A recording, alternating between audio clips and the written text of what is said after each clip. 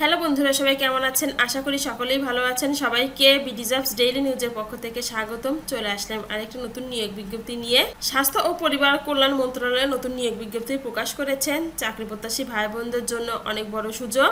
Circular সম্পূর্ণ তথ্য জানতে অবশ্যই বন্ধুরা পুরো ভিডিওটা না টেনে শেষ পর্যন্ত সঙ্গেই থাকবেন।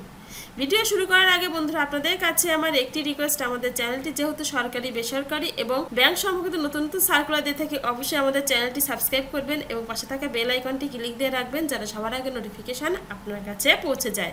এখন বিস্তারিত আলোচনা করছি। বাংলাদেশ অত্যাবশ্যক ও প্রযোজন স্বাস্থ্য উন্নয়ন এবং প্রযুক্তি গবেষণা ইনস্টিটিউট বারপাট এখানে পূর্ণ নিয়োগ বিজ্ঞপ্তি প্রকাশ করেছেন।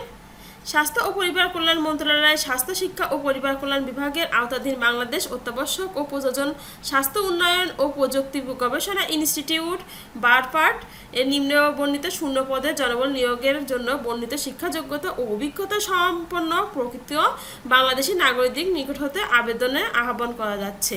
এখানে 1 নং পদের নাম গবেষণা কর্মকর্তা বায়ো মেডিকেল রিসার্চ, পদ সংখ্যা 1টি, গ্রেড 9, বেতন 22,000 থেকে 53,000, বয়স 24 থেকে 32 বছরের মধ্যে হতে হবে। শিক্ষাগত যোগ্যতা অভিজ্ঞতা MBBS ডিগ্রি এবং অভিজ্ঞতা কম্পিউটার জ্ঞান আবশ্যক। 2 নং পদের নাম গবেষণা ও প্রশিক্ষণ কর্মকর্তা, পদ সংখ্যা 1টি, গ্রেড 9, বেতন 22,000 থেকে 53,060, বয়স 24 থেকে 32 বছরের মধ্যে হতে হবে। শিক্ষাগত যোগ্যতা MBBS ডিগ্রি থাকতে হবে। এছাড়া কম্পিউটার জ্ঞান আবশ্যক। 3 নং পদের নাম গবেষণা ও পাবলিকেশনস কর্মকর্তা, পদ সংখ্যা 1টি, গ্রেড 9, বেতন 22,000 থেকে 53,060, বয়স 24 থেকে 32 বছর পর্যন্ত।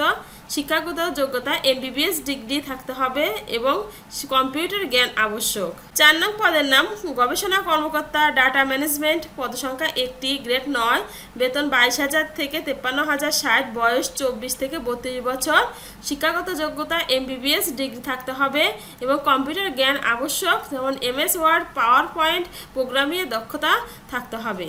5 নং পদের নাম প্রশাসনিক কর্মকর্তা, পদ সংখ্যা 1টি, গ্রেড 9, বেতন 22,000 থেকে 53,060, বয়স 24 থেকে 32 বছর এবং শিক্ষাগত যোগ্যতা যে কোনো বিষয়ে স্নাতকোত্তর ডিগ্রি বা MBBS ডিগ্রি থাকতে হবে। 6 নং পদের নাম হিসাব রক্ষণ কর্মকর্তা, পদ সংখ্যা 1টি, গ্রেড 9, বেতন 22,000 থেকে 53,060, বয়স 24 থেকে 32 বছরের মধ্যে হতে হবে।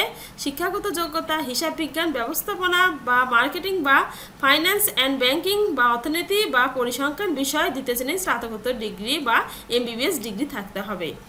7 নং পদের নাম গাড়ি চালক, পদ সংখ্যা 2টি, গ্রেড 16, বেতন 9,300 থেকে 22,490, বয়স 21 থেকে 32 বছর। শিক্ষাগত যোগ্যতা 8ম শ্রেণী পাশ হতে হবে। এছাড়া হালকা বা মাধ্যম পর্যায়ে গাড়ি চালানো বৈধ পেশাদার লাইসেন্স, গাড়ি চালানো 2 বছরের বাস্তব অভিজ্ঞতা থাকতে হবে।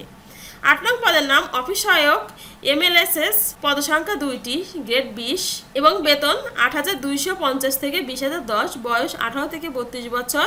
শিক্ষাগত যোগ্যতা SSC পাস হতে হবে। নিম্নে কিভাবে আবেদন করবেন তার শর্তাবলী উল্লেখ করা আছে। অবশ্যই আবেদনপত্রে আবেদনকৃত পদের নাম, প্রার্থীর নাম, পিতামাতার নাম, বৈবাহিক অবস্থা, স্বামী বা স্ত্রীর নাম, বর্তমান বা স্থায়ী ঠিকানা, শিক্ষাগত যোগ্যতা, অভিজ্ঞতা, জন্ম তারিখ, জাতীয়তা, জাতীয় পরিচয়পত্র বা জন্ম নিবন্ধন, ইমেইল বা মোবাইল নম্বর, গাড়ি চালকের ক্ষেত্রে ড্রাইভিং লাইসেন্স ইস্যু, মেয়াদ উত্তীর্ণের তারিখ ইত্যাদি তথ্য উল্লেখ সহ আবেদন করতে হবে। এবং অবশ্যই খামের ওপর পদের নাম স্পষ্ট করে লিখতে হবে। একজন প্রার্থী শুধুমাত্র একটি পদের জন্যই আবেদন করতে পারবেন। আবেদন বরাবর পরিচালক বাংলাদেশ অত্যাবশ্যক ও প্রযোজন স্বাস্থ্য উন্নয়ন এবং প্রযুক্তি গবেষণা ইনস্টিটিউট এবং আবেদনপত্র বারপাট, বাড়ি নং 5/7, 4th তলা, ব্লক ডি, লালমাটিয়া, ঢাকা 1207। এই ঠিকানায় আগামী 31/10/2025 তারিখ অফিস চলাকালীন সময়ের মধ্যে ডাকযোগে বা কুরিয়ার সার্ভিসের মাধ্যমে অবশ্যই পৌঁছাতে হবে। সরাসরি অথবা নির্ধারিত তারিখের পর কোনো আবেদন গ্রহণ করা হবে না। এখানে যারা পূর্বে আবেদন করেছেন তাদের পুনরায় আবেদন করার প্রয়োজন নেই।